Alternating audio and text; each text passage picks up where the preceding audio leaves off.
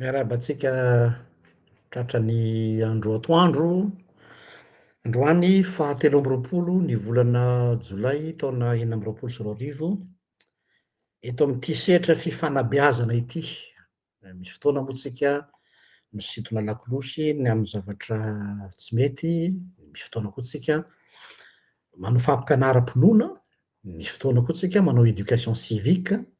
Eto zao de ampiarahako ny atao hoe spiritualité et civisme. Zany tsy de fandray loatra eto am'tambazotra-tserasera, zany hoe combineko mba tsy hisian'lay fanampisarahana hoe ara-nofo, ara-panahy, ara-tsaina. Io toe-tsaina io zany a mila potehina, hoe ara-panahy ny zava-dehibe, na hoe ara-nofo be zany, non. Forme-ny bouquet ny fampiankina daholo reo zavatra reo ka azo lazaina hoe challenge ihany le izy satria mety tsy de mahazatra antsika loatra ilay fanehoan-kevitra hoe azo atao tsara ve ny manao éducation civique ny citoyen miainga avy amin'ny atao hoe spiritualité. Ya, un peu audacieux le izy fa j'assume. Manao éducation civique miainga avy amina spiritualité. Ny lohateny zay nanotondrako an'ity dinik'androany ity de hoe modèle Joseph et Néhémie, avy amin'ny soratra masina zany. Aza matahotra nareo zay tsy ao anatin'ny tontolo kristianina hoe hitory teny aminay ve dadapasy androany, non. Fa na aiza na tsy zany dia ny ahy zany ny modèle de conscientisation citoyenne de miainga avy amin'ny convictionko spirituelako. Tsy hiteny hoe conviction religieuse satria ny religion mampisaraka, fa ny spiritualité mampiray. Ny religion mampisaraka fa ny spiritualité mampiray satria ny spiritualité minorir réflexion, ny spiritualité minorir unité, fa ny religion mampisy hevitra. Ça je suis d'accord. Donc raha hiteny ato hoe modèle Joseph et Néhémie, io no tiako izarana foto-kevitra amintsika. Maninona ny safidy an'io lohateny io androany? Tsy zavatra nomanina izy ity hoe dans le sens hoe efa lohateny efa niperina tao fa manao lecture ny zava-misy eo anivon'ny fiainam-pirenena sy ny fiaram-piarahamonina dia manao traduction an'izany amina réflexion rehefa avy eo. Ka mivoaka any ny filazana hoe hisy ny deuil national amin'ny 24 juillet ho avy zao. Zaho manokana aloha dia mankasitraka ny am'zay fisiana atao hoe deuil national zay satria anisan'ny antsoantson'ny société civile ny iza koa izy ty ny mpiaro zon'olombelona, fa avy eo nefany a lay manière an'le izy no tsika moa mitady zay ho tsaratsara kokoa rehefa manao éthique mantsy a dia ny an'ny éthique de hoe inona no meilleure solution et la moins mauvaise solution. Donc zany zay le izy. De misy resaka hoe vavaka iraisam-pinoana mandehandeha any, hitako tazako any amin'ny Facebook any manoloana ny voina misy amin'ny 24 zao. De jereko daholo ny fanehoan-kevitra atao anatin'le izy hoe tokony hanao sy tsy hanao sy ny sisa, tsy hiditra débat amin'iny aho. Fa ho anahy de hoe oui pourquoi pas. Maha kasiketiko maha pasteur de hoe inona moa ny olana am'zany atao hoe vavaka zany, tsisy olona mandany zany. Ho anahy manokana aloha tsy handany zany mihitsy aho, mais io le indro kelin'ny mpandrafitra, grand-mais ny tantara nisy teto amin'ny firenena dia nampiseho amintsika fa efa nanao toy izany foana tsika. Palais des sports hoe vavaka manova zavatra e, vavaka tendrombohitra e, antso vavaka isaky ny fiangonana e, sy ny sisa, mais résultat toujours le même. Constat vy tsy manao critique fa manao constat ary miezaka ny objectif arak'izay azoko atao mihitsy aho. Fa tsy ni-consoler antsika akory le izy, zany hoe tsy nampionona antsika le hoe vavaka iraisam-pinoana sy le hoe fihaonam-bavaka etsy sy eroa, fa nampiasaina ohatran'ny karazana pommade mba hampidinana kely an'le tension sociale. zany hoe eno be zany hoe tendu be le fiarahamonina, stressé be le fiarahamonina, nerveux daholo ny olona rehetrarehetra dia tonga ty baume ty karazana baume hitanareo rehefa marary le baume atao amin'ny olona folaka reny a, tsy manasitrana ny baume fa manome soulagement kely mba ho zaka le fanaintainana fa tsy sitrana fa ianao raha folaka de tsy maintsy makany amy dokotera, tsy maintsy atao plâtre, tsy maintsy atao radio, fa tsy hoe efa mba azoazo le tongotra folaka nasiana le baume de aleo hijanona eo, non, mamono olona tsika raha manao an'zany satria raha mivadika zavatra hafa iny dia responsable am'zay fotoana zay. Ilaina ilay le baume fa juste pour soulager, donc ho anahy zany ilaina le izy pour un soulagement du moment, ce qui n'est pas mauvais en soi. Fa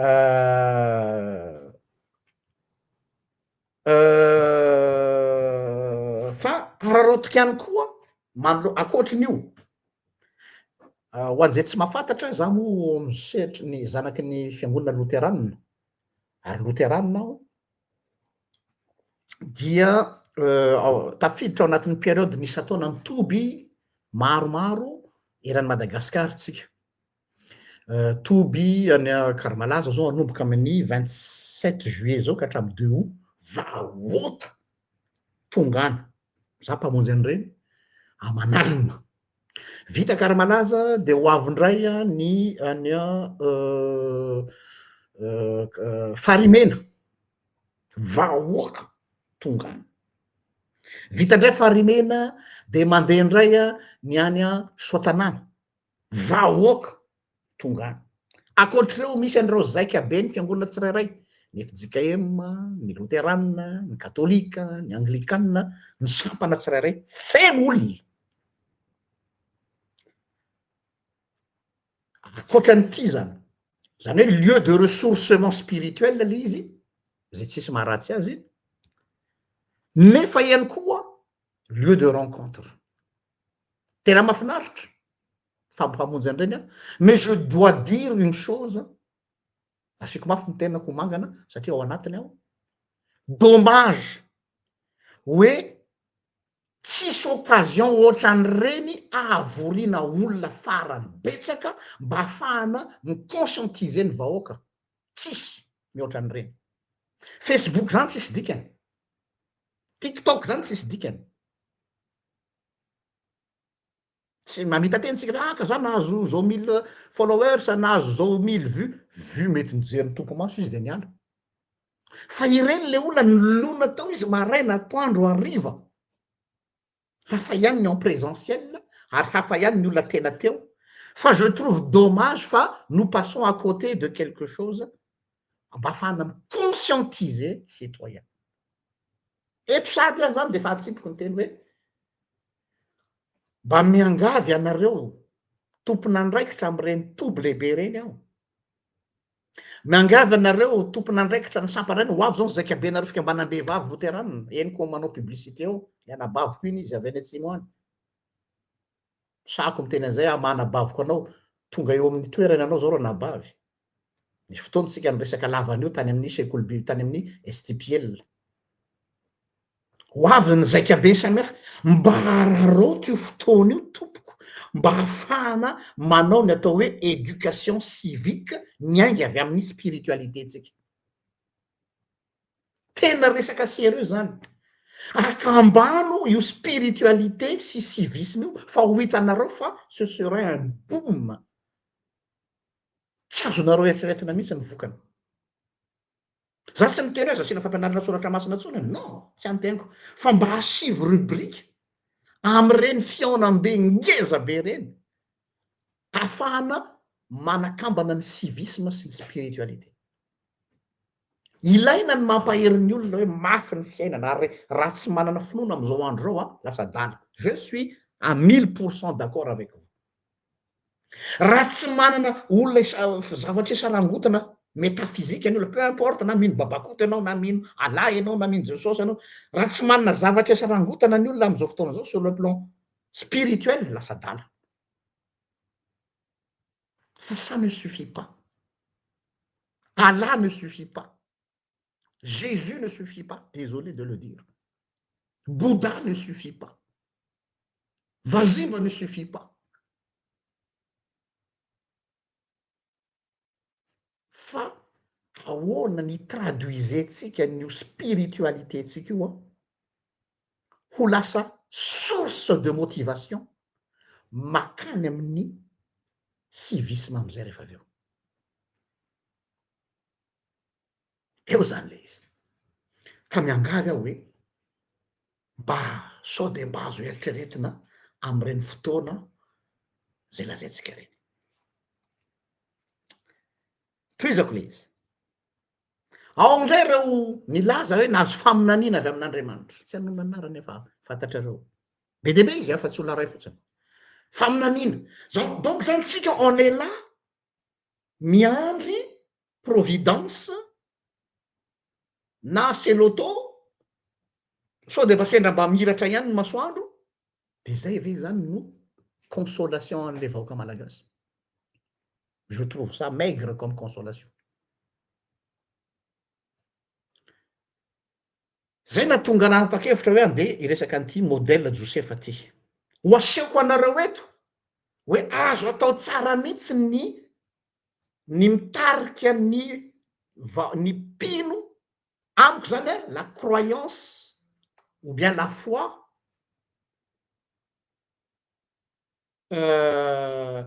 doit être au service du développement. Zay le izy.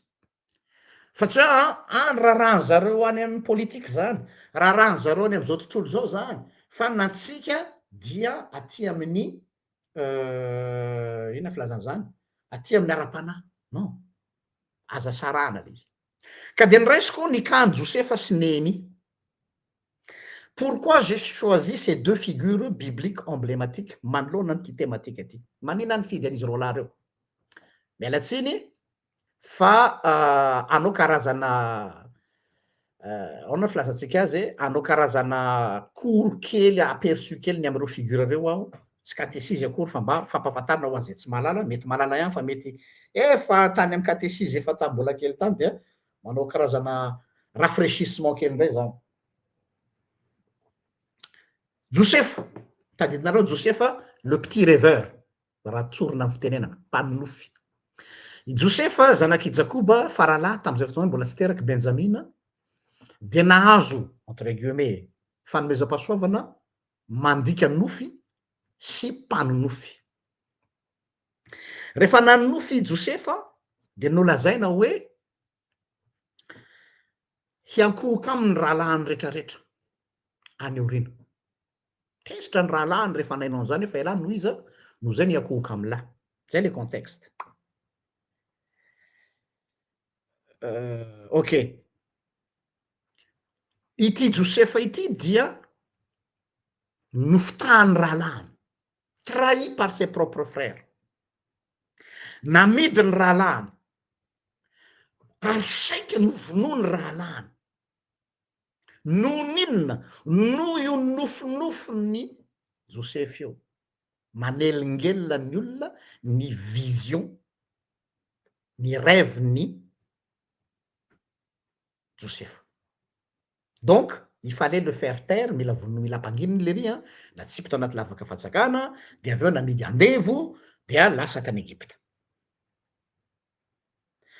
De nieritreritra zalahy reto hoe rehefa amidy andevo izy, nampanginina ny vavany, nasiana scotch ny vavany mba tsy hitenitentsony, dia arakaraky ny nampidirana azy tany amponja, satria nalefa gadra izy tany inona filazana zany? Tany Egypte, vao mainka ny roborobo be lay don nananany. Tao amponja izy mbola traduire ny nofin'lay mpitondra kapoakany izy moa izy ty Pharaon. De ozy izy tam'le mpitondra kapoakany Pharaon hoe rahatrizay ianao ozy izy indray andro any ianao ozy izy hitafaverina amin'ny poste anao dia iverina hanome ny kapoakany Pharaon ndray. Fa mba tsarovo ao izy rehefa mba tonga am'izay situation zay adino le zalahy moa izy rehefa tonga teo amin'ny toerana, zay moa ny olombelona tao akory. fa ny zavatra nahavariana de zao hoe plus nakombona ny vavan'ny Josefa mba tsy hany nofo, mba tsy hilaza tsony ao anatin'ny nofony sy ny vision-ny a, plus izy a ohatrany hoe développer ilay zavatra atao aminy. Raha ataoko traduction tsotsotra zany zay de hoe ny lôzika de zao hoe plus misy ny oppression, plus matanjaka ny fanampenam-bava, plus matanjaka ny persécution, plus zay misusciter théologie de la libération. Ary rotiko zao zavatra zao tiako tenena aminareo hoe ny antsonjay na ny fanenjehana na fanampenam-bava zay miatra aminay ohatra dia vao maika manome nourrir réflexion. Donc zany a mi rendre service le izy. Tantara io arakaraky ny sy ny oppression no misy presque révélation zero tsara tamin'ny resaka apartheid arakaraky ny nampanginana ny afrikan'ny ANC nipotra zany Mandela zany, arakaraky nampanginana ny indiana nipotra zany Indira Gandhi zany, arakaraky ny zero tsara ny tantara. Plus misy ny oppression, plus misy zavatra mitsimoka sy mipotra. Zany hoe le oppression, le fampahoriana zany a lasa ny créer, tsy ny créer fa ny susciter maromaro kokoa la théologie de la libération. Toizatsika avy eo izy nanofy i Farao zafady. I Farao nanofy hoe tena tsy mandra ny saiko izy Farao fa nanofy ary le nofy ozy ohatrany hafahafa be. Hoe zaho izy a nanofy misy omby mahi kely anankifito mihinana omby matavy be anankifito. Tsy nampandry saina azy zany ozy izy.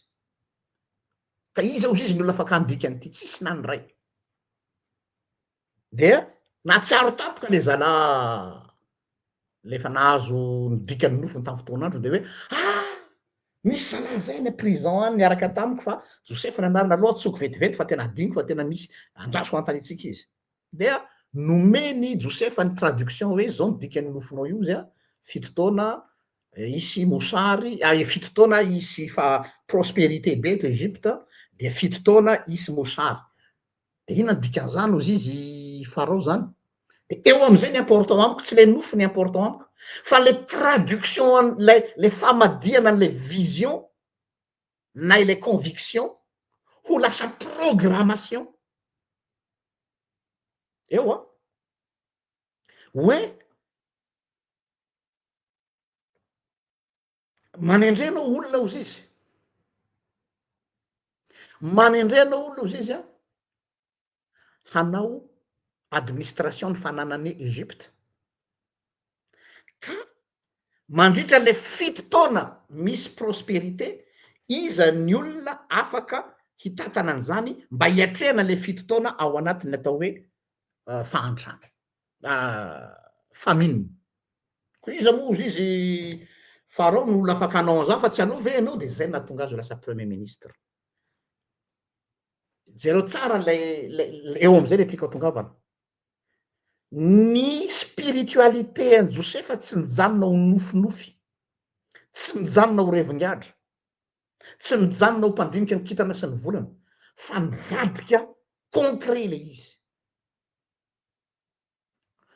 Hitany hoe hisy loza ho avy dans 7 ans, tsy ampy sakafotsika, mila préparena zany, mila anticipena izany tsy fahampikaniny zany.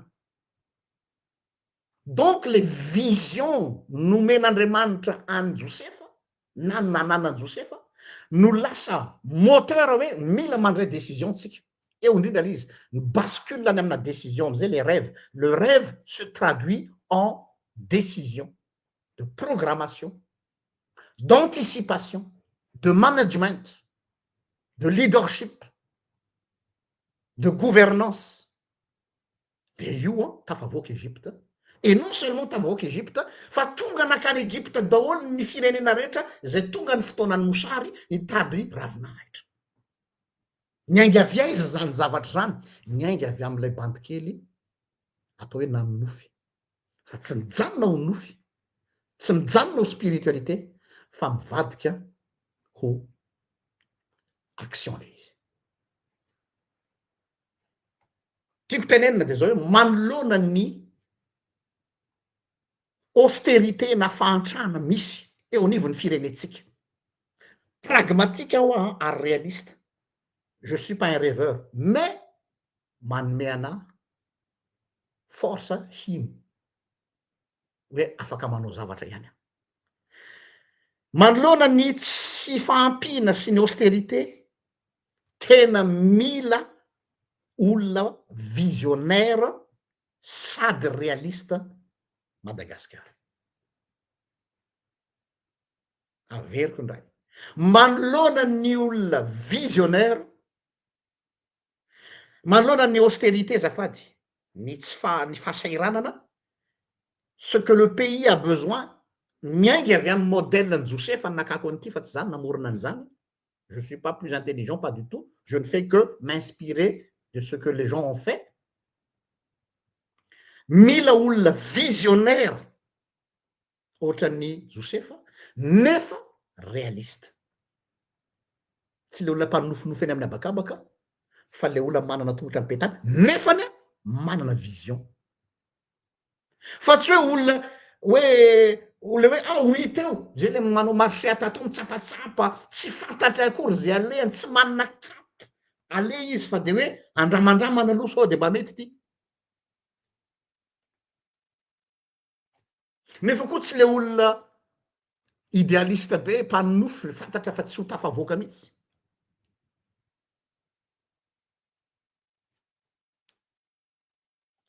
toy any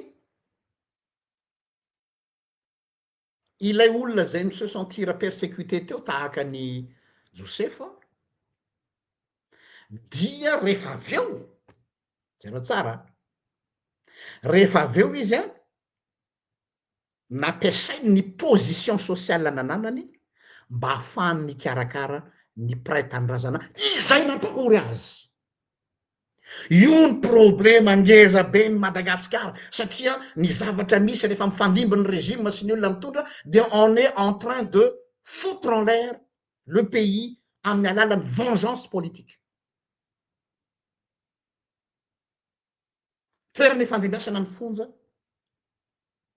aza tonga eo aho fa ataoko mihina ny fatiny lahy lahy de on tourne en rond fa tsy mamadika an'ilay oppression ho lasa force de développement zareo tsara Josefa nataony rahalahy nahita any Jakoba tena arabaky teny mihitsy ny azy nahita any Jakoba satria ny dadany moa Jakoba mafy ane zany hoe trahi par ses propres frères zany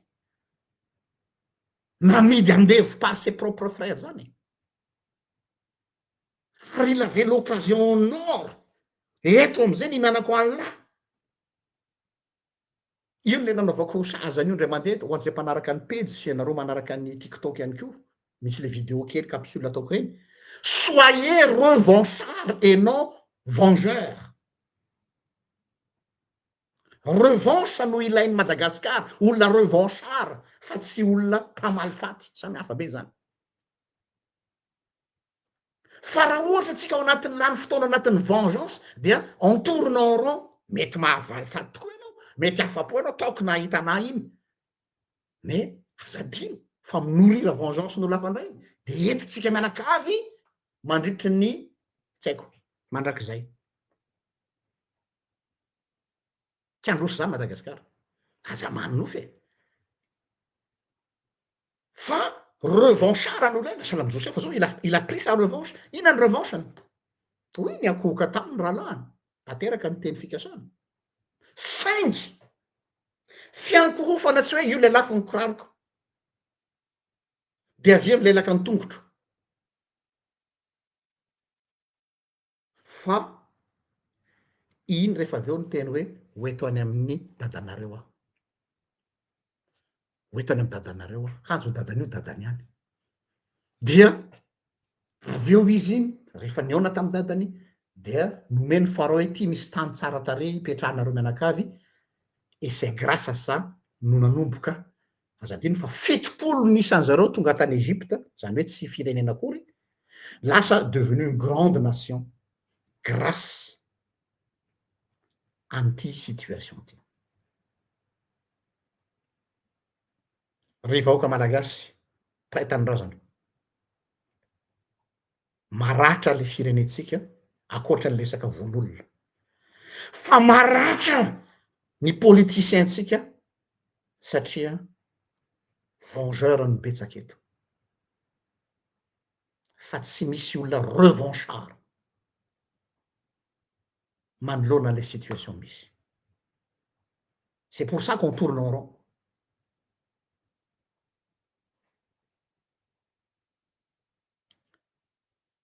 Manaraka an'izay a Nehemia.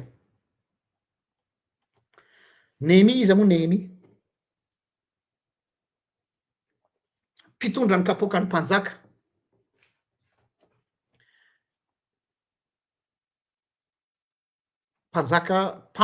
pampahory colonisateur tsy ndriko tsara mihitsy zay zavatra zay oppresseur. Nehemia intellectuel nahazo avarapatana teo amin'ny fitondran'ny pampahory na ny colon. Arao tsara ny logika dia nanana ny mpanjaka fitokisana manokana i Nehemia ka izy no manome ny kapoakany. C'est pas n'importe qui ny mpanome ny kapoaka mpanjaka zany satria ny ainao mihitsy no ampelantanan'ny mpanome ny kapoaka, ny ainao mihitsiny. De tahaka ny ohariko amin'io paraît-il lao ny entre parenthèse ny olona tena tokisan'ny filoham-pirenena indrindra na ny mpitondra rehetrarehetra maneran-tany. Savez-vous iza ny olona atokisan'ny l'homme ananana mpitondra na dictateur io na président io na dirigeant na pays io ananany mpitondra confiance indrindra, c'est son barbier. Ianareo le barbier le mpanala volom-bava satria le hareza eo amin'ny tendany eo. Il suffit aminy manao ohatrao de vita le mpanjaka na le président. C'est un peu ça ny toerana nisy an'ny Nehemia. Azonareo zany hoe tena tafiditra ao anatin'le cercle zéro rapproché ny mpanjaka. Nefa fantatra tsara fa tsy hoe ennemi fa olona voazanaka ary mpanjanaka lay izy. Tazan'ny mpanjaka ndray andro fa malahelo endrika Nehemia. Inona ny mahazo an'lahy le tia? De ozy izy Nehemia hoe tsy afaka anafina aminao aho ry mpanjaka fa malahelo ny foko, mare ny vaovao any an-tanàna fa mijaly ny oloko, mijaly ny vahoakako. Zay ve izy makararinao? De inona azoko atao ozy izy? De za ozy izy te hody any hanamboatra an'io tanàna io satria rava ny mandan'i Jerosalema. Nda anara ozy ny mpanjaka. Ary non seulement mandeha anara fa nomeny financement hanao ny reconstruction ny mandan'i Jerosalema. Hatreo aloha mbola toizako. Hatreo aloha de fahitana hoe mitodika amitsika diaspora na isika malagasy mihitsy ray manontolo. Laha miandrotsika hoe andao hiaraka amin'ny frantsay, andao hiaraka amin'ny rosiana, andao hiaraka amin'ny sinoa, andao hiaraka amin'ny Dubai, andao hiaraka amin'ny tous ces gens-là, ce sont des oppresseurs que vous le voulez ou non. Tsy avanao io, tsy babanao io, tsy endrinao io, fa olona samy tady ny tombotsoany. Na hainao sotro divay miaraka amin'ny frantsay, na hainao sotro vodka miaraka amin'ny Poutine, na hainao sotro dité miaraka amin'ny Xi Jinping, tsy abanao io. Saingy soyons malins tahaka ny Nehemia nahita fitia eo imason'ny le mpanjaka oppresseur. Possible zany. Vao nanomboka ity tolona ity tamin'ny voalohany de fa niteny aho hoe ary natodiko taminareo Gen Z ty resako ty hoe izy ty ry zalahy, il faut savoir danser avec les loups. Minimisevanareo iny teniko iny tam'izany. Non, non tsy lanjary pasteur zao idéaliste be moa tsika za réaliste ary pragmatique et pessimiste. Il faut savoir danser avec les loups. Ary matoa Jesosy miteny hoe indro aho maniraka anareo tahaka ny zanak'ondry eo mpivoany amboadia reo manodidina atsika reo. Que ce soit Macron, que ce soit Poutine, que ce soit Xi Jinping, ils ont soif de sang, ils ont soif de notre mine, ils ont soif de de l'or, de notre pétrole, de notre gaz, de nos enfants. Ils ont soif parce qu'ils sont en guerre. Sokafiny maso ny vahoaka malagasy. Mila olona izy satria manomana ady ny sasany, ary sasany efa anaty ady. Mila vola izy financer ny guerrany. De ho avy izy tonga aty aminao avec des beaux yeux, oh je vous aime, patati patata. De iny koa le gasy salama, tena tiantsika be le Poutine, tena tiantsika be le Macron, tena tiantsika be le Xi Jinping. Mais atao tsisy raha hinanao zany mihitsy e. Na de samy manao propagande, samy manao propagande daholo zareo ke Facebook am'izao fotoana, samy manao propagande ny azy daholo, ao ny mpampivohy ny français, ao ny mpivohy ny russe, ao ny mpanaratsy ny russe, ao ny mpivohy ny sinoa, ao ny samy manao satria c'est de bonne guerre, c'est de bonne guerre. Il faut être réaliste. Maintenant, il faut comment savoir danser avec les loups. C'est là la question. Ny ray mety loup blanc, ny ray mety loup noir, ny ray mety loup brun. Enfin, ce sont tous des loups. Eh? Isika anao inona? Tsika nefa le petit agneau kely malagasy mandeha amin'ny fihavanana. Qu'est-ce qu'on va faire? De Néhémie ity no hakako inspiration. Hainy Néhémie naka ny fon'ilay loup de nitransformer ny force navitany ny manda any Jérusalem. Le souveraineté moa le manda zany. Fa izo zareo tsara, il n'est pas con Néhémie. Il n'est pas con Néhémie. Il sait pertinemment hoe ity bandy ity anie raha nanome ana financement anamboatra ny manda any Jérusalem, c'est pas pour l'amour de Jérusalem. Ah non, non, non. Hein. Il est conscient. Fa il a quelqu'un, il y a un calcul derrière la tête. Ina nataony Néhémie rehefa tonga tany Jérusalem? Handresy lahatra an'ilay mpiray tanindrazana izy tsy vita moramora le reconstruction ary laza aminareo ny réalité. Zay resaka nanao any spiritualité ako manokatra ny masoko amin'ny réalité fa tsy ohatran'ny sasany any spiritualité de any amin'ny planète Mars izy mipetraka. Fa zany spiritualité ako omen'Andriamanitra manokatra ny masoko hoe zereo tsara ny réalité eo amin'ny firenenao zao ndraiky. De ity misy outil ahafahanao mamaky ny réalité anao de nisoratra masina zany. Ina ny problème ny Néhémie tonga tany Jérusalem? Nieritreritry Néhémie hoe tonga diaspora mitondra vola be, nahazo mandat avy amin'ny président je sais pas qui hanamboatra ny manda any Jérusalem. De anao hoe mieritreritra fa les gens vont t'accueillir à bras ouverts. Ah, voilà le Messie ho amboary ny tanàna zany ka bandy milay. Non, non, non, non, non. Tezitra indray lay mpiandro tanàna fa iala miseho anao izy.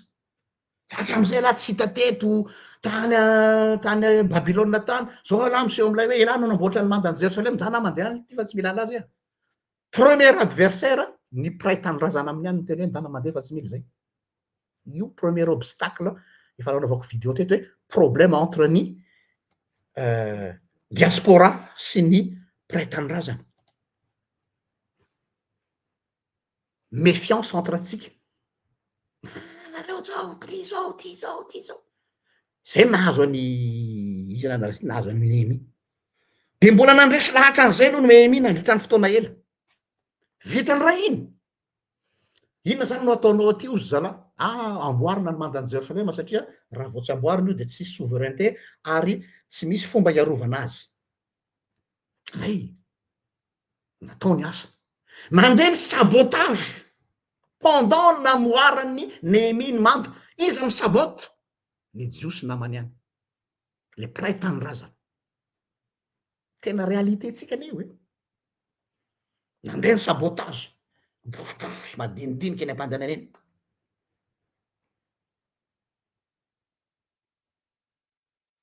Avy eo koa ny ennemi extérieur koa tamy namoaka fitsipika am'izay Néhémie non tsy lasy ty a nanome baiko Néhémie manomboka zao izy ny olona rehetra zay manamboatra ny mandan'i Jerosalema de sady mitazona sabatra amy tanana ankavia no mitazona antsimbilina izy zay raha tsy diso aho a na inona filazana izy tsy antsimbilina moa zany fa karazana outil outil fanamboarana ny manda zany ohatrany hoe fitaovana maçon. Tiako be le image épée dans la main gauche ary marteau dans la main droite. Ina ny dikan'izany? En même temps ianao sady miconstruire an'le mandan'i Jerosalema, manao refondation, reconstruction, tsy mandeha mo azy zany fa tsy maintsy misécuriser an'izany koa ianao. Zay le épée zany amy tanan'ilany. Zany le spiritualité mivadika action. Fe ny tiako tenena amitsika zany de zao hoe aveo omeko sehatra nareo hiteny a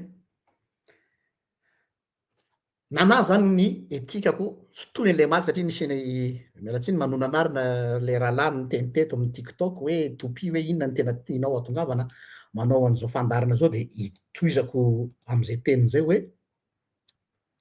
ny etikako de zao hoe ny conviction ako raha mijanona ho conviction fotsiny dia ça sert à rien. Ça sert à rien nanaovako fianarana amatonany maro, ça sert à rien nipetrahako taty andafy amatonany maro niaka nanana expérience, ça sert à rien no tena mahay le bandy tena mianatra le bandy tena manana contact le bandy tena manana relation le bandy tena tsy haiko tsony zay raha tsy mivadika responsabilité izy. Le éthique de conviction mivadika éthique de responsabilité. Fa miaraka foana reo de avadiko ndray zany androany hoe ilay spiritualité ako ho atsika mpino rehetra de tokony ny conviction spirituelle na spiritualité tokony miteraka déplacement de mentalité, miteraka déclic de mentalité ny spiritualité fa tsy hoe mipetraka ao anatina confort spirituel zanak'Andriamanitra tiany zao sosy de ao de matory fa lay spiritualité ko déplacé hainao zany déplacé zany manakisaka de micrée déclic de mipoussé makany amy zavatra concret. Anome ohatry tsika iza ny rain'ny capitalisme nahatonga ny civilisation occidentale io ohatran'io Max Weber protestant zany namadika ny etika protestanta ho amina resaka développement économique. Anome ohatra faharoatsika tamy réforme protestante tamin'ny andron'ny Martin Luther. Martin Luther na de tsy nieritreritra an'izany ary izy dia niteraka émancipation ny saxe fanjakana anankiray ao Germanique tamina resaka droit communal. Munzer, théologien allemand, nous idéologues théologiens nous susciter déplacement de conscience. J'ai mis les termes déplacement de conscience niteraka ny révolution des paysans tany Allemagne satria ny foan'ny paysan malgasy ny allemand nikomy tamin'ny noble tao Allemagne tsy tongatonga ho azy zany fa vokatry natao hoe déplacement de conscience nateraky ny fotom-pisainana spirituel nananany Munzer théologien. Mazava ve?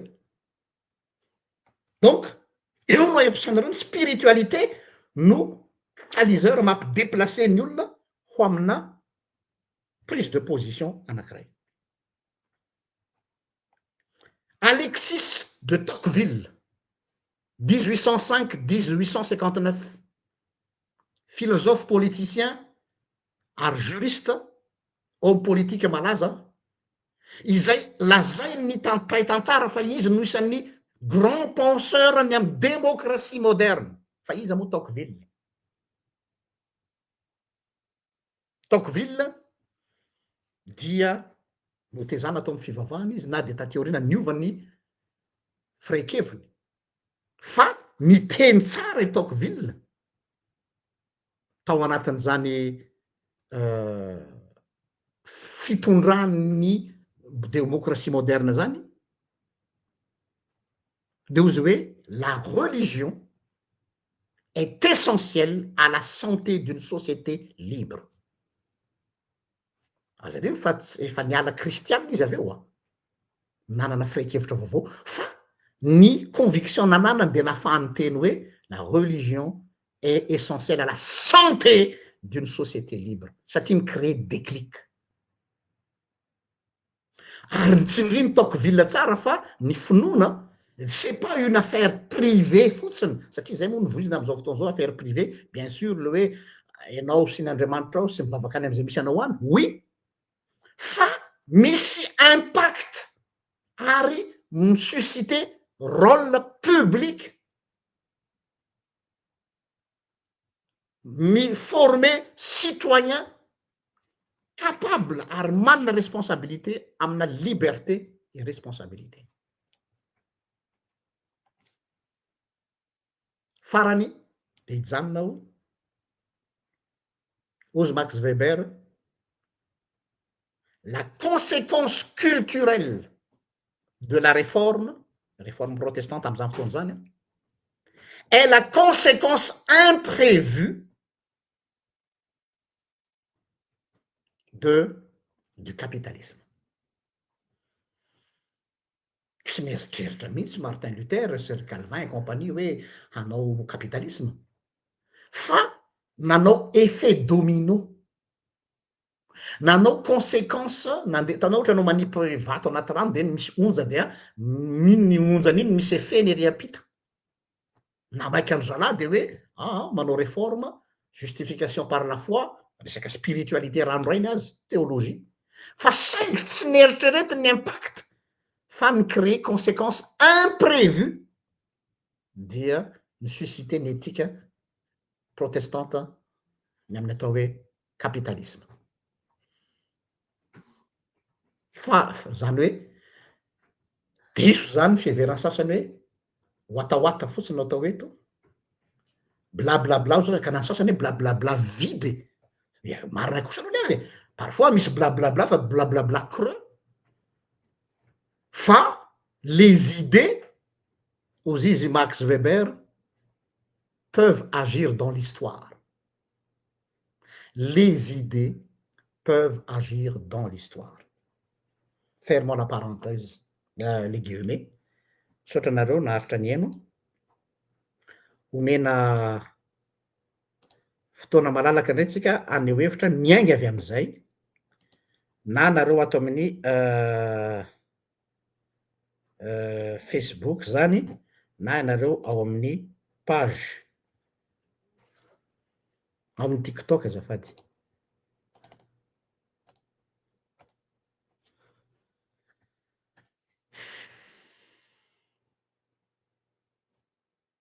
Ao ary tompoko manome sehatra atsika mba hiangaviana mba tsy hiala ao anatin'ilay lohateny fa manjary lasa miparitaka be le sujet.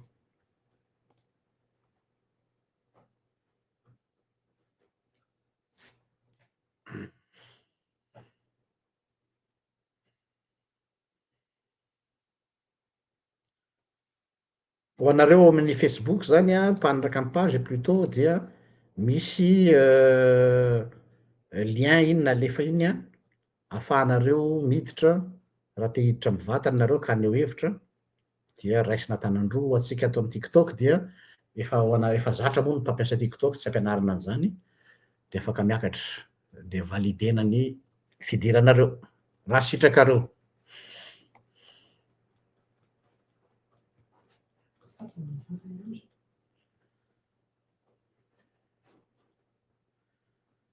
Dahoary.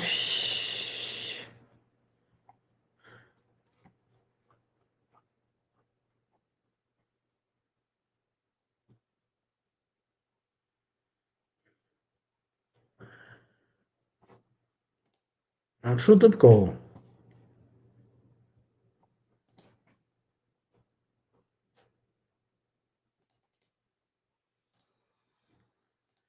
Io ny roy a, le StreamYard io a,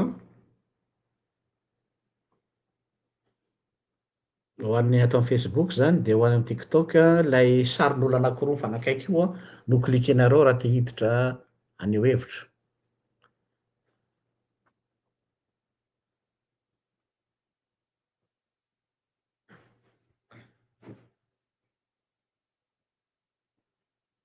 Patsahivina kely lay lohateny a, izay niresahana ny amin'ny atao hoe modèle Joseph et Néhémie ho amina éducation spirituelle et civique.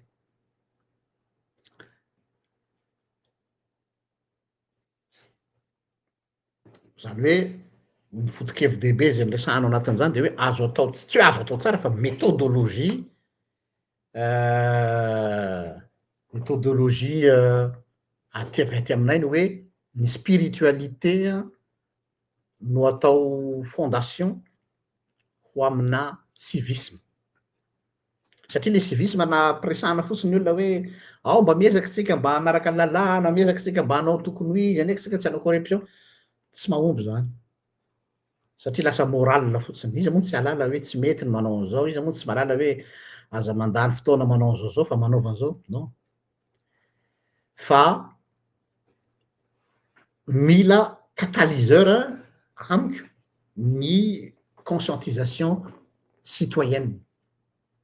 Fa ny conscientisation citoyenne maina am'izao fotsiny na any andro anao zareo fa manao de manao tanteraky ny société civile tena manao zay farahery fa dégoûté à un moment donné hoe tena ohatran'ny ranao tondraka akanakana le izy pasteur. De za hoe tsy hoe ko ranao tondraka akanakana fa le olona mila catalyseur. De amiko ny catalyseur an'ny olona amin'io dia spiritualité.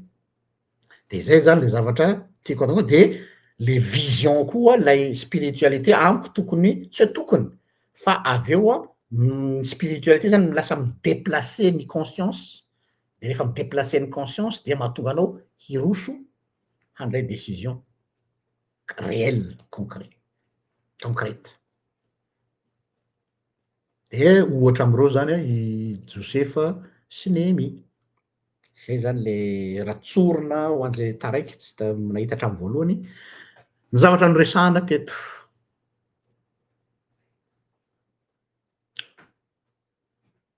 Tsisy manan-kambara ve tsika tsy haneho hevitra.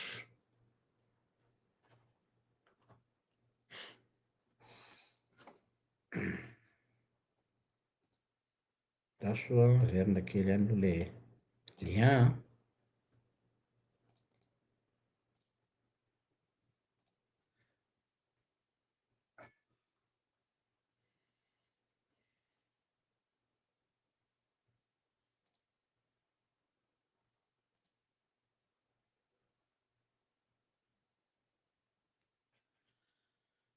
Eny ary raha ohatra ka tsisy de zay indray no azona roso androany ho antsika ato amin'ny TikTok satria bon mijanona 30 jours ozy izy ny olo efa zatra manao TikTok reny video reny a fa raha tianareo iverenana sy henoina dia ho avadiko fanaoko foana moa zany a avadiko YouTube le izy a mba ho archive dia manana compte YouTube zay a Jean-Luc Ramanatombotsoa dia any no ahitanareo azy zany hoe ataoko eo amy commentaire ny Facebook eo hoe version YouTube de azonareo atao favori na télécharger na rehefa aorinan'izao live zao.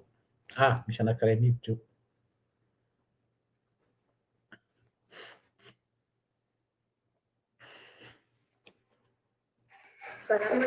Miarahaba tompoko. Naino fotsiny ny tapaliky rehefa faraparany teo fa le hoe spiritualité ako de Zaka hoe spiritualité de io zaka diso fe za raha miteny hoe diso fe za raha miteny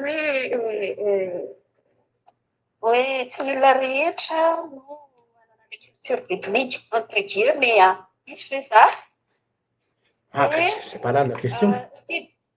Qui dit culture biblique zaka hoe tsy ny olona rehetra no atao hoe miova fo ka afaka hoe diso fe za raha miteny an'izay zay fotsiny pazy. Kazoko. Ny resaka eto tsy fampianarany amin'ny hoe inona no atao niova fo sy tsy niova fo, fa ny ahy eto ny resaka hoe ny spiritualité no azo no atao motivation ho amina mamadika azy ho lasa civisme na niova fo ary ianao, c'est pas normal, niova fo ianao milaza hoe converti nefa ianao mijanona eo amin'ny monde spirituel anao pour moi je trouve ça dommage. Zay koa le zavatra zay. Oui, justement, zay indrindra no anaka hoe naniova fo ny olona ve de manana culture biblique arak'ilay efa ampianarinao io zao. Tsy haiko na mahazo resaka na tsy mahazo resaka.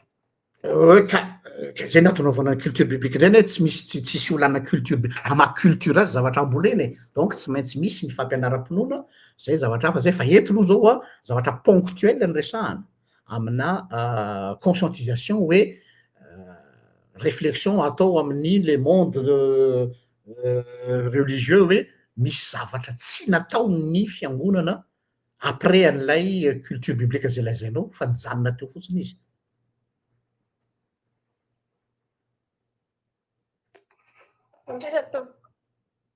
Ah?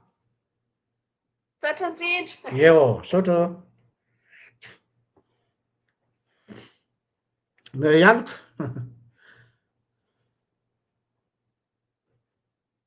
Salama. Salama tompoko. Za koa oatra nitara kely fa tafiditra. De eto hoe ingany mba tsy hors sujet. Fa ny henoko farany teo zany de hoe naheno kely an'le resaka hoe tsy voaray araka ny le conviction eritreretinao zany le zavatra tianao tongavana rehefa raisin'ny le gasy satria rehefa fijery le gasy anazy ohatrany hoe concurrent ianao zany. De tsy misy an'le dynamique d'ensemble.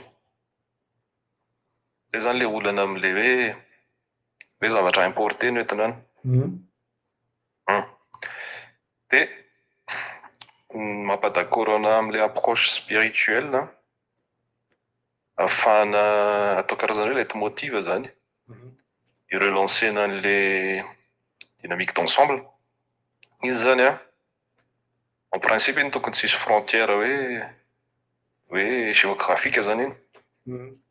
Fa iny ndray resaka conviction mampisy olana hoe tsy voatery hitovy zany ino moa zany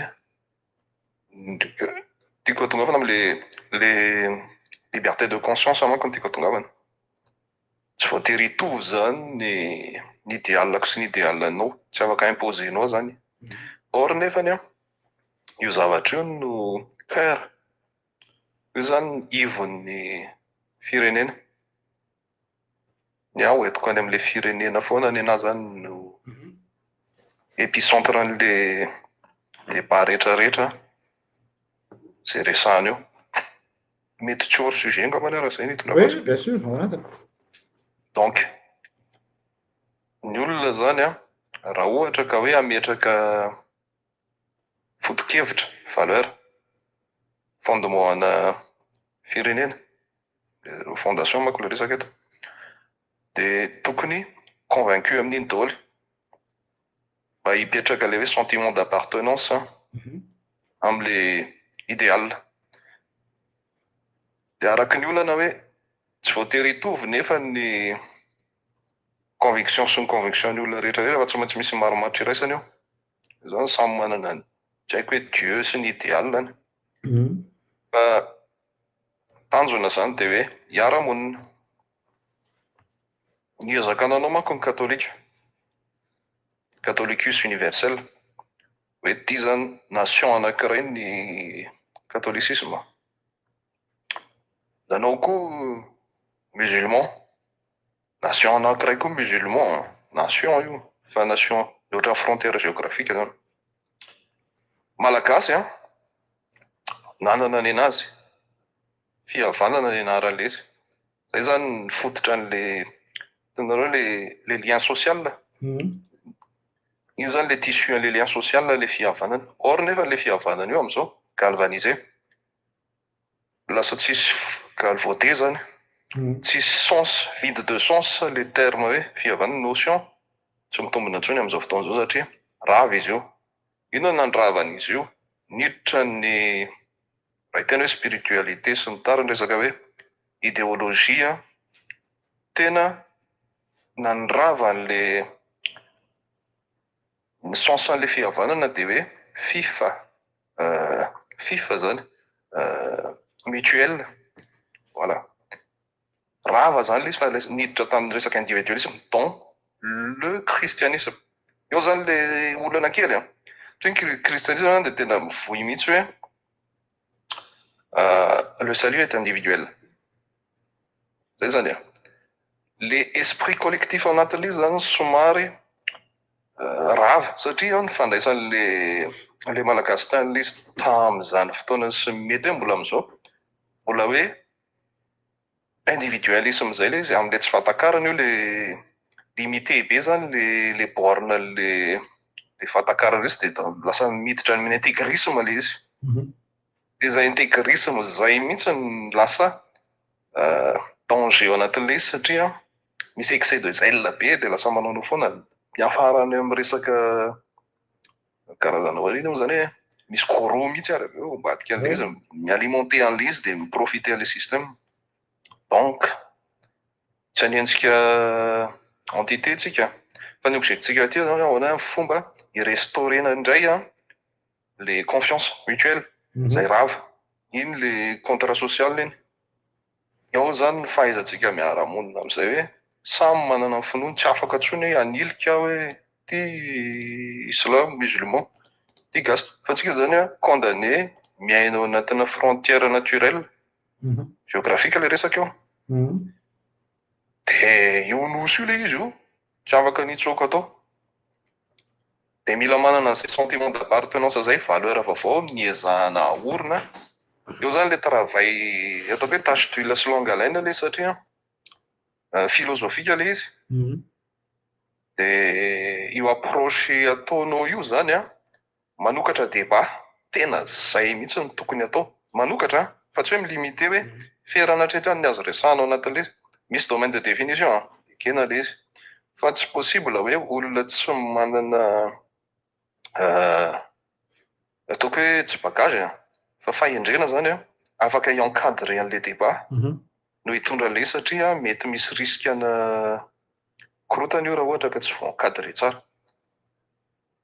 Za zany anatin'le izy ohatran'ny hoe tsy agitateur de conscience fa miditra manararaotra kely satria mahatsinjo hoe tsara ny zavatra ataotsika. Za tonga de mi-inclure ny tenako anatin'le izy hoe tsika satria resy lahatra fa il faut pas oublier hoe misy danger le izy de le danger imminent les dangers de infiltrer le mouvement.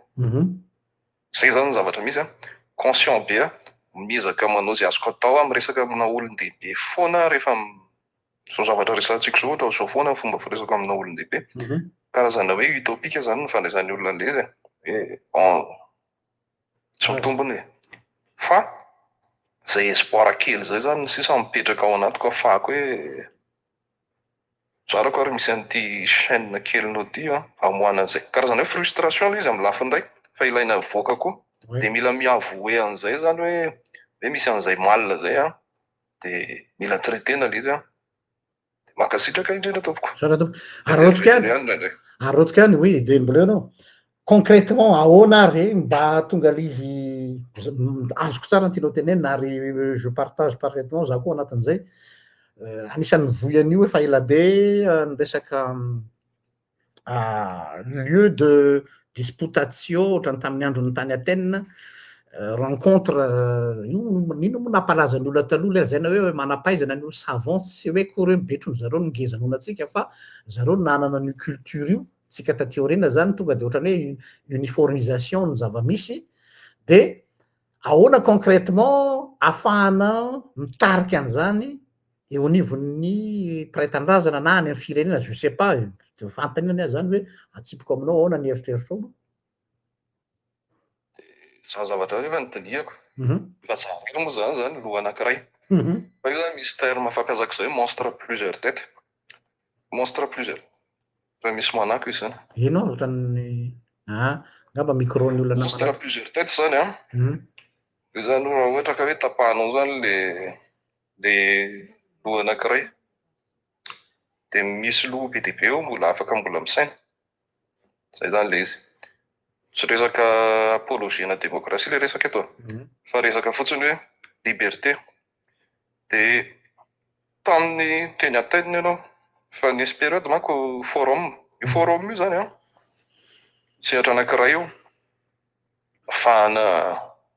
fanakalo tao karazana ino moa zany loha parendasy de tao fakobatsilo resahana io zany ny problème ny société zay zavatra essentiel zay ahafahana mitraité an'le fond an'le fa tsy hoe takotakonana foana de lasa poizina le izy rehefa koboninao le izy mamotika anao le izy any zany izy nisy fotoana moa ianao teny hoe tsy maintsy se réconcilier amin'ny mémoirany histoirany de ilaina be zay mila resahany iny problème iny fa mi-encadrer an'iny tena tsy maintsy olona lucide be sady olona zany tsy teny hoe fanjakana fa ny forum zany tsy hoe ndeha hipetraka etsy de hitaritarika olo d'ailleurs efa encadré par la loi hoe tsy azo atao manao regroupement ohatrohatra zay zany ny olana kely nalain'ny fiangonana ny toeran'ny fokon'olona jareo tsy haiko tany aminareo na nisy an'le mitondra mégaphone de aloha fivorom-poko tany fivorom-poko ohatr'izay io fotoana io angamba régulièrement minimum angamba ny indray mandeha isam-bolana minimum misy an'izay fivoriam-pokon'olona zay na fivorom-poko tany za mbola zaza za manatrika foana manatrika na kely ary misy hoe karatra de temboana tombona karatra mba hoe ohatra mba aman-dreniko misy fotoana tsy afaka fa zany elefa de ohatra manao rapport kely zany essentiel le satria mbola kely zany le olona de fa inclus ao anatin'le mbola tsy midébattre izy fa mingurgité famerenana an'io zavatra io ny hitako solution efficace hoe miainga avy any amin'ny famille nucléaire kely cellule zany miainga aty amin'ny base aty fiangonana tsy haiko zay inona ny ilazana ny fiangonana moa zany encadré ve hoe misy zavatra tsy azo resahana ao anatina cadre tokotanin'ny fiangonana mety misy zay de tsy mihoatra an'le liturgie sy hoe tia mperikopa zany nefany fiangonana ny tena mahazo sehatra tena tsy haiko izako foko tany kama misy fiangonana io zany na adventiste io na donc tsy andravan'ilay laïcité tsika fa fiangonana zany ny tena sehatra io zany tsy voatery kristianina io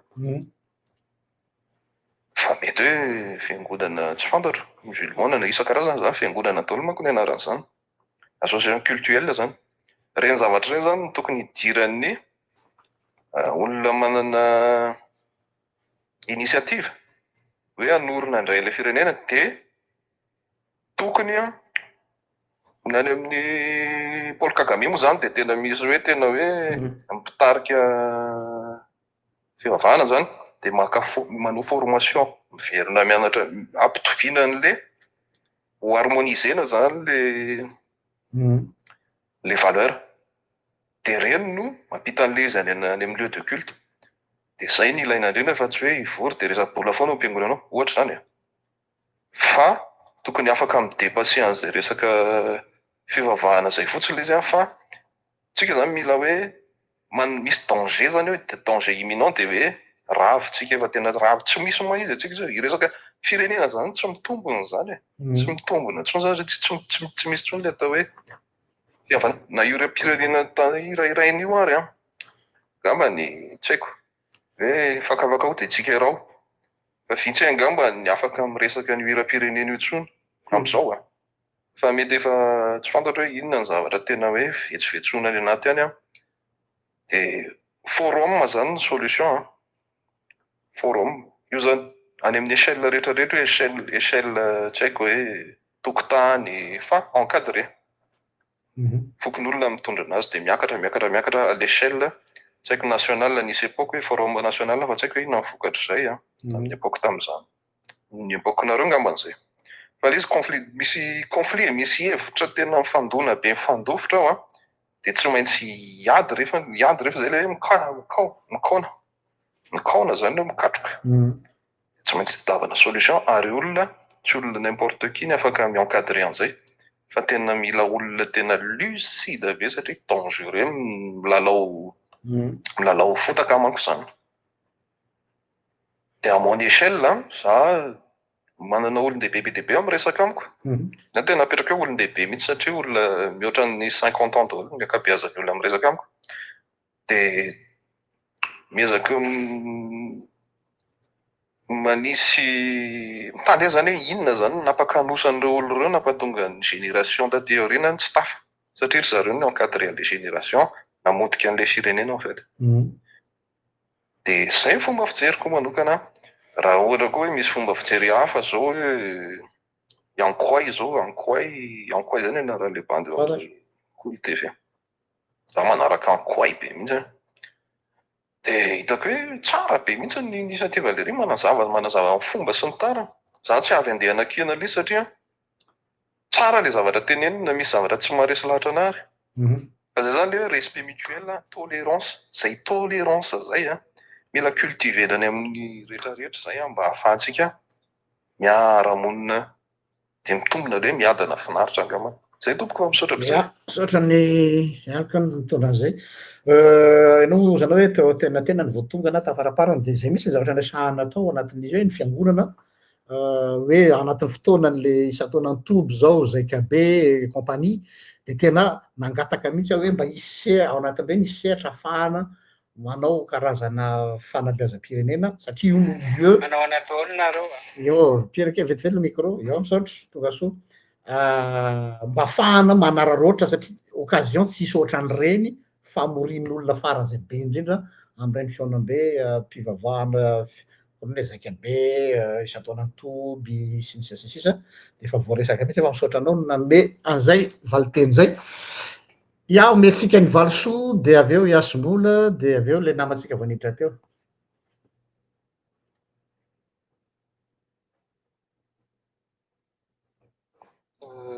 Manoka moa zany somary taraiky kely fa raha azo atao dia somary mba mila kely hoe inona ilay resaka resahana. Ny resaka teto ilay hoe ny resaka anay teto dia momba ny hoe modèle miainga avy amin'ny spiritualité. Ny spiritualité no catalyseur ny amin'ny resaka fanentanana ny vahoaka ho amin'ny resaka civisme satria na hanao éducation civique maraina mandrapaharivo ny andro ny vahoaka ary tsika dia fantany anie ny tokony ataony fa tsy hoe tsy fantany fa ny problème tsy manana an'ilay envie intsony izy ary tsy misy catalyseur ho amin'ilay civisme. Raha tsola zany dia nanome ohatra zany miainga avy amin'ny tantara amin'ny soratra masina tantaran'ny Néhémie sy Josefa hoe ny vision ny spiritualité andry zareo dia déplacer ny conviction miteraka déclic ka nahatonga an'zareo ho nahavita zavatra be mihitsy même miaraka tamin'ireo olona zay mpampahory azy ary satria Josefa lasa prime ministre ny Egypte ce qui est pas une mince affaire. Néhémie koa mpitondra kapoakan'ny Babyloniana nefany nahazo ny fony Babyloniana nahafahany nanao ny reconstruction ny Jerosalema ny mandan'i Jerosalema zay le rafezina zany to lasa le namantsika eny ary hiasombola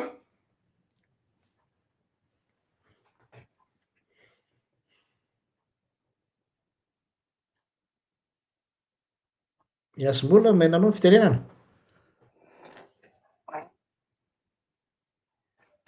Ok, salama daholo. Salama anao. Miarahaba pasteur, miarahaba ny eto ambony panel dia miarahaba raha basé rehetra ambany io. Ny andra ngamba ny tiako tenena hoe accès tondrako an'izay échange zay raha ohatra ka hoe ny opinion personneleko le de plutôt ny anaty tsy mahita hoe ny sampanao am-piangonana ohatran'ny misy monk zany ny am'izao tsy tsisy fihavaozana kokoa ngamba ny ilazako an'le izy fa tokony hoe isadapte am'le le évolution an'le monde iainantsika am'izao ny évolution an'ny fiangonana zany hoe tokony hifanaraka zany tokony hifanaraka amin'ny filan'ny fiarahamonina zany de tolotra omen'ny fiangonana anazy zay tsy mivoana am'le hoe mivo amin'ny Kristy foana le izy ohatra zao hoe tonga de andray exemple amin'iny avy hatrany ohatra zany hoe tato ho ato zay lasa ohatran'ny hoe maninona tato anatin'ny décennie angamba no raisiko kokoa vongatra be ny LGBT en même temps lasa nitangana konkoa no homophobe rehetrarehetra inona zany rôle amin'ny fiangonana par rapport an'izay zavatra zay reo ny LGBT de reo ny homophobe de aloha tsy ara-tsoratra masina tsy toetratetra tsy mendrika tsy mendrika fa raha nosoratra masina ny ohatran'ny hoe fandava defian'ny zavatra men'Andriamanitra anao zany ianao defian'ny lamina napetraka Andriamanitra ianao raha ohatra ka hoe tsy manaiky ny zavatra nomeny anao fa quand même konkoa tsy fa maninona moa zareo no ankalaina nefa za mahita hoe fiangonana ohatran'ny lasa betabe ny olona anaty fiangonana manenjika an'izy ireny sy ohatran'ny hoe manao torture morale an'izy ireny angamba exemple anankiray de ny exemple ray hafa ratsy konkoa ny resaka dépression mahita olona foana antsika teo taloha kely amin'ity psychose am'izao ty moa zany raha resaka olona namono tena voaingana kely zany izy an'le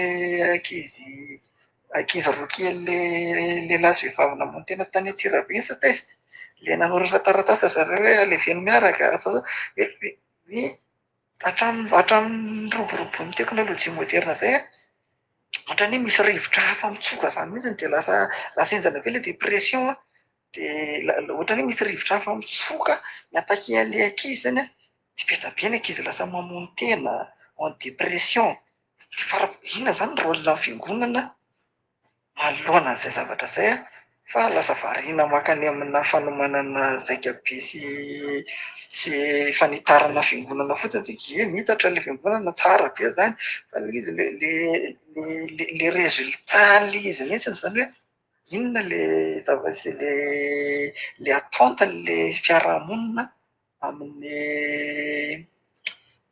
amin'ny fiangonana de misy exemple anankiray koa teo ohatran'ny trop de mémoire nefa zany ohatran'ny hitako hoe important indrindra zany par rapport amin'izay resaka hoe filan'ny fiarahamonina amin'ny fiangonana am'izao zay fa am'izao zany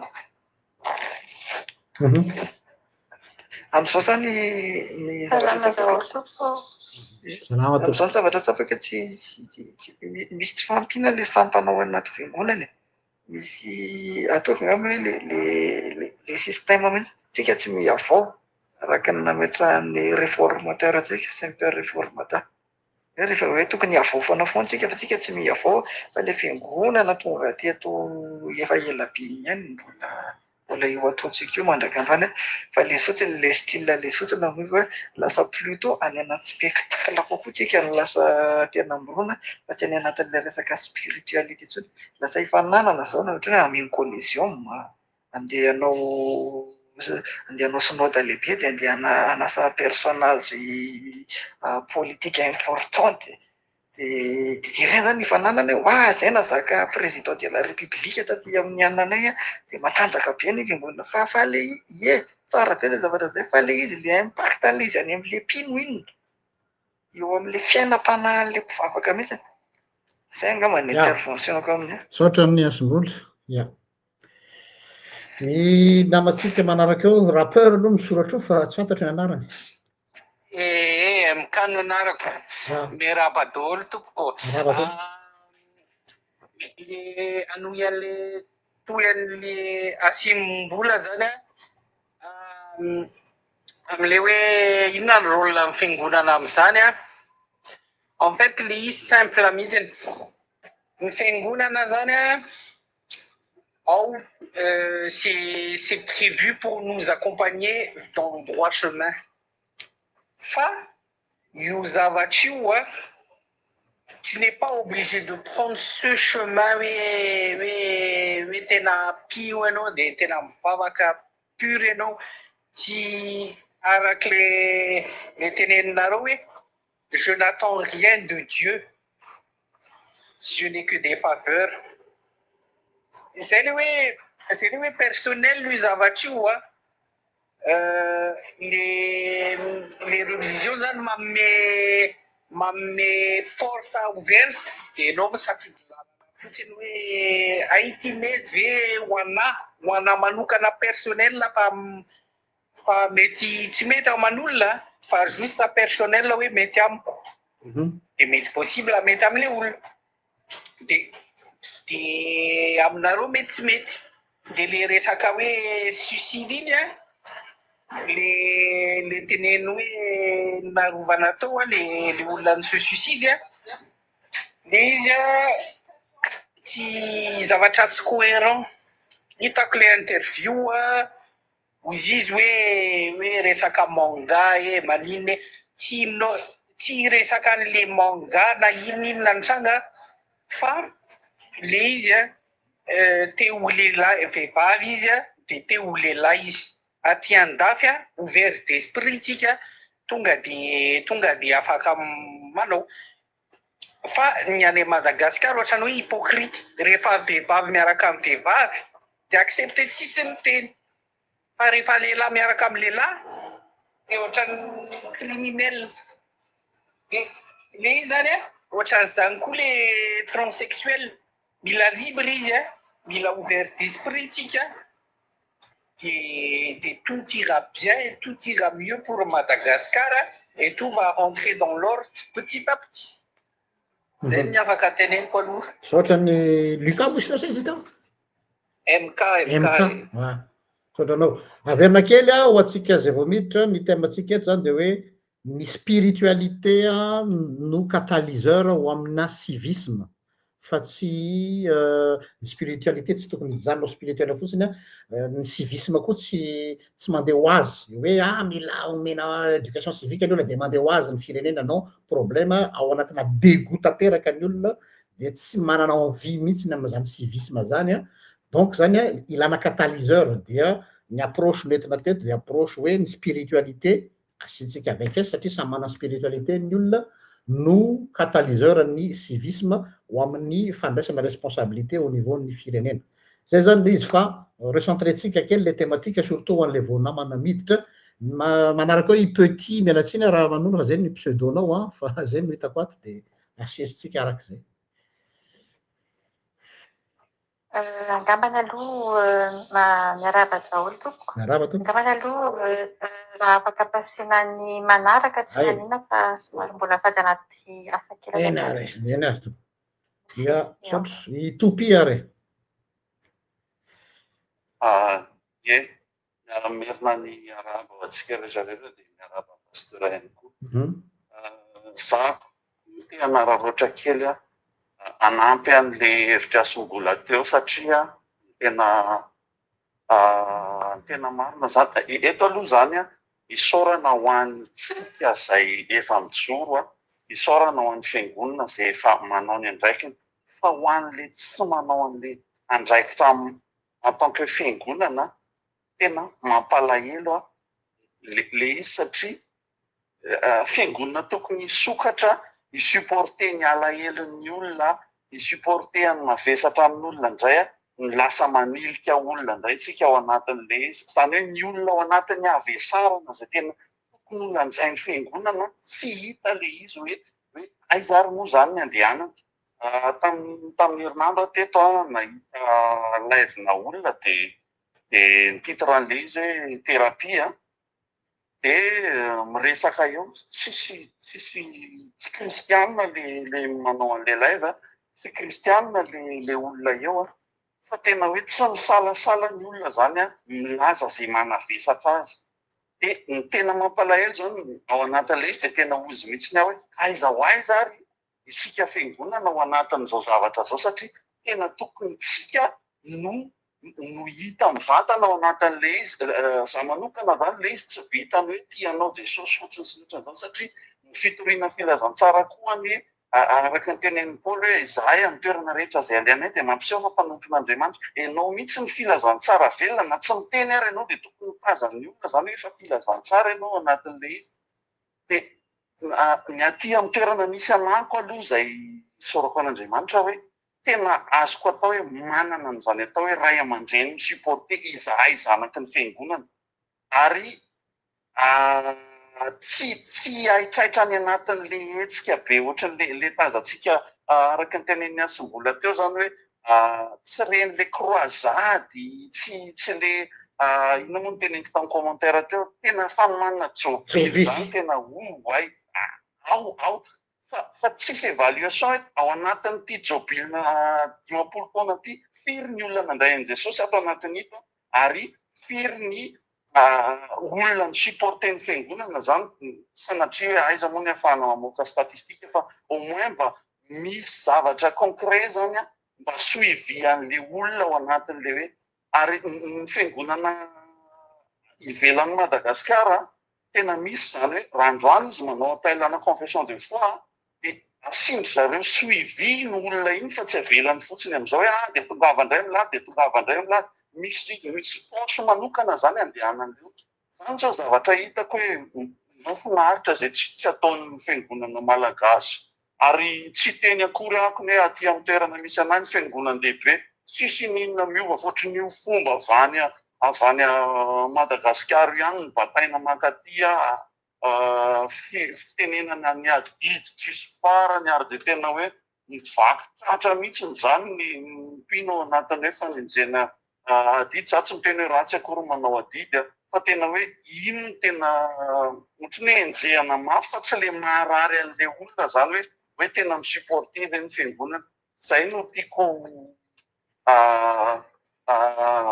aseho kely fa mankasitraka indrindra pasteur ny amin'ny fizarana indrindra ny initiative ohatran'izao ary mba ho sensibilisation ho an'ny rehetra angila izy. Sotra ny topi manaroatra kely tsy hoe dokam-barotra fa fampahafantarana zay na tonga anay za manokana zany nanapa-kevitra hoe anangana école biblique école théologique ho an'ny laïque eto zany dia manentana io école théologique io zany dia hoe tsy nisy teny aliko teto nafinaritra hoe mila biby maro loha zany hoe tsy mety ny mampiakin-doha ny olona amina mpitarika fivavahana tsy mety mampiakin-doha ny olona amina antoko-pivavahana fa ny olona mila ho lasa mpitarika daholo zany hoe ahoana ny ampitarika azy dia omena azy ny connaissance omena azy ny fahalalana dia nefa mahita fa tsy omena an'le olona le connaissance théologique satria ino no ahafahan'le mpitondra fivavahana manana maimizy amin'le mpiangona dia miakin-doha zany hoe tian'le olona le miakin-doha fa resy lahatra zahay mivady hoe tsy maintsy formena ny olona ho lasa hanana notion théologique sans être pasteur. Any amintsika moa problème hoe mila manao théologie anao raha te hanatra théologie anao dia mila manao pasteur. Non, c'est faux. Zany pastoral sy ny théologie zany zavatra roa samihafa. Afaka manao théologie anao sans être pasteur. Dia anisan'ny zavatra ianarana mafy be atao amin'ity sekoly théologique ity ankoatra ny notion biblique et tout resaka éthique. Ohatra zao hoe mampiofana zay ny olona ahoana ny anaovanao accompagnement ny olona tratran'ny blessure, accompagnement ny olona tratran'ny addiction en drogue, accompagnement ny olona tratran'ny deuil, accompagnement ny olona tratran'ny atao hoe ino moa le anankiray teo resaka inceste, viol incestueux zany tsisy mitraité any Madagasikara satria vao mba misy olona mitaraina zany dia lazaina fa se faire intéressant les zaza. Ahoana ny fanaovana étika amina resaka conflit de intergénérationnel, ahoana ny accompagnement amina resaka déception amoureuse, ahoana ny accompagnement amina olona état suicidaire. Zany rehetrarehetra zany ianarana amin'ny taranja étika zay ampianarana ka reo olona reo afaka miaccompagner olona ny fiarahamonina tsy mila ny RGL. efa 6e vague zany am'ty taona ty manomboka amin'ny septembre ny fianarana fa hitako hoe ilaina zany a ny mampitaho ny olona mila mena zay mba hahatonga an'le olona ho lehilahy lehibe sy vehivavy lehibe amin'ny finoana dia tsy miankin-doha fa le toe-tsaina fiankinan-doha amin'ny ampitariko io koa amiko a mitovy ihany amin'ny fanambakana ataon'ny politicien hoe miandry an'le état providentiel de menaka ny vola kely de zay de ohatr'izay koa naty amin'ny resaka finoana azy ia misaotra ny tompony am'izay zay fa misaotra betsaka ia i de latune mialatsiny fa zay misoratra eo faly miaraba ny panéliste rehetra de faly miaraba ihany koa ny olona manaraka vatana sy amody direct moa zany sy amody fantôme za aloha voalohany indrindra aloha za moa naheno teo hoe pasteur ianao za te total aloha zay aloha tsara zany ny fanamarihana mino fa malalaka daholo ny sainy rehetrarehetra afaka mikomprendre zany ate zany de any zavatra tsotra fotsiny zany ka mianky am'le réflexion anao teo hoe mampianatra ny olona autonome zay ny tanjonao nefa tsy zay mihitsy le olana ao anatin'le fivavahana zany tsy mampianatra an'le olona autonome le fa mampianatra an'le olona ho soumis i dépendre de quelque chose d'extérieur na atao hoe intérieur fa midépendre an'ly au lieu de m'élever an'le propre vie an'le personne zany hoe m'éveiller an'le personne na propre vie de lasa se soumettre à quelque chose izy donc c'est normal raha ohatra ka malagasy ny akamaroan'ny kristianina miandry an'izay état providentiel zay satria vao mena schéma izy ao am'le resaka foi hoe misy ny resaka hiérarchia fa misy koa ny fiankinana donc zay zavatra zay hitako fa lesoko lehibe ary hita fa ny tany rehetrarehetra zay nisy ny monothéisme de tsy hita mihitsy ny développement ny hatramin'izao satria na ao anatina interne amin'ny baiboly même azy de be de be zavatra voaresaka ao anaty il y a plein de grandes questions du début jusqu'à la fin ohatrohatran'izay le izy ka za zany anisan'ny olona tena mikritika ny fivavahana ary samilaza hoe ny une partie ny blocage en Madagascar de anisan'ny religion parce que religion nous ne remplacer ny culture malagasy amin'ny alalan'za moa matetika manome resaka foana hoe talohan'ny fahaleovantena de tonga ny colon araka tamin'ny missionnaire rehefa azo ny fahaleovantena de ny colon mivadika FMI banque mondiale de ny missionnaire mivadika ONG zay aloha zavatra anankiray zany constat global fotsiny zay zavatra zay ary voapirofo am'izao fotoana zao satria fantatra daholo hoe inona ny politique apetraky ny banque mondiale sy le FMI de ny politique d'argent dette inona ny apetraky ny ONG fantatra daholo ny financier ny ONG fa mondialiste ny ao ambadiky ny ONG rehetra c'est-à-dire destruction de la nation donc zany zavatra rehetrarehetra zany ary ny problème amin'ny Madagascar zany de le abrutisation de masse satria nalainy fivavahana amin'ny place ny culture malagasy zay zavatra zay de fa zay le aliénation zay donc za zany personnellement zany za raha vao resaka hoe fiainan'ny olombelona satria afaka manana code de moralité sy éthique ianao sans être religieux mialatsiny tsy ny fivavahana ihany ny afaka mieritreritra zany satria afaka manome grand exemple am'ireo olona tsy ao anaty monothéisme reo comme par exemple les japonais les asiatiques donc ajanoko atreo ny afa misaotra betsaka misaotranao ia zay moa nety malalaka eto ka eto tsisy uniformisation na zavatra etra ary zay nahatonga ny teny teo hoe spiritualité avec s ho iaho satria ny amy domaine ko mahatonga amin'ny teny a je suis là entre guillemets ohatranao ihany koa chacun essaie de défendre sa chapelle fa de bonne guerre conviction anao manaiky mihitsy koa hoe tsy voatery ny fivavahana kristianina rery no manana éthique ça c'est sûr fa après ny finalité an'le éthique tsy mitovy kosa ça c'est encore une autre débat tsy eto tsika satria tsika recentrétsika aloha ny ao anatin'ny ny discussion fa misaotra betsaka anazy mamaly kely any petit nanontany teto hoe ahoana izy ny intégrena an'le sekoly le fianarana théologie mba manoratra kely aminay ianao sur WhatsApp rehefa aveo na rehefa aorina numéro ny ino moa izy ty numéro WhatsApp nay misoratra amin'ny TikTok ve sa tsy misoratra ao amin'ny Facebook a mba miditra kely amin'ny Facebook ianao a misy hoe page RGL zay dia misy numéro WhatsApp eo amin'ny page d'accueil de any no mena ny andinindininy momba an'le izy fa amin'ny septembre no miditra ny andian'ny fahenina zay misaotra tompo iza manaraka ao efa hiteny ve i petit sa mbola manatrika fotsiny satria izy teny hoe apasy ny resaka tsisy a eny ary ya tsisy hiditra ve ato amin'ny Facebook nareo ato ve manakory loso loha hitanareo ve ny lien efa napetrako ambony io ho anareo ato amin'ny Facebook afaka miditra ihany koa mena sehatra koa nareo fa tsy ny TikTok ihany a libre amizay raha tsisy tsony de efa miray sasany mahery dimy zao raha ty aminay a ho faraparanatsika sao de lava loatra ny fandaharana makasitraka atsika mbola omena fotoana misaotra betsaka an'ireo manome fanomezanareo tazako misy fanomezanareo de makasitraka tompoko fa manjary adiniko foana olo izy fa ohatra hoe tsy mahalala hoe tsy mahay makasitraka fa tsy mbola zatra loatra an'le système TikTok moa ny tena fa ato amin'ny Facebook foana hatramin'izay fa ampiasaina daholo ny canal rehetrarehetra ahafahana mampita ny hafatra na YouTube zany a na Spotify koa ho antsika zay te azo an'le podcast any zany tena valapatra be mihitsy a ho an'izay mila any amin'ny podcast ny RGL Spotify podcast tapenareo sur Google de tena misy catalogue any a be de be a raha ohatra ka te ahazo zavatra lavalava amina sujet multidisciplinaire fa tsy resaka théologique fotsiny ao anatin'izany resaka psychologique ao anatin'izany resaka fiainam-pirenena sy ny sisa sy ny sisa zay ary fa de mame fotoana anareo amin'ny manaraka indray arao foana ny page ny compte mametraka ny lohateny eo foana zay rehefa misy live fa dia makasitraka atsika rehetra bonne journée daholy ho manaraka indray veloha tompoko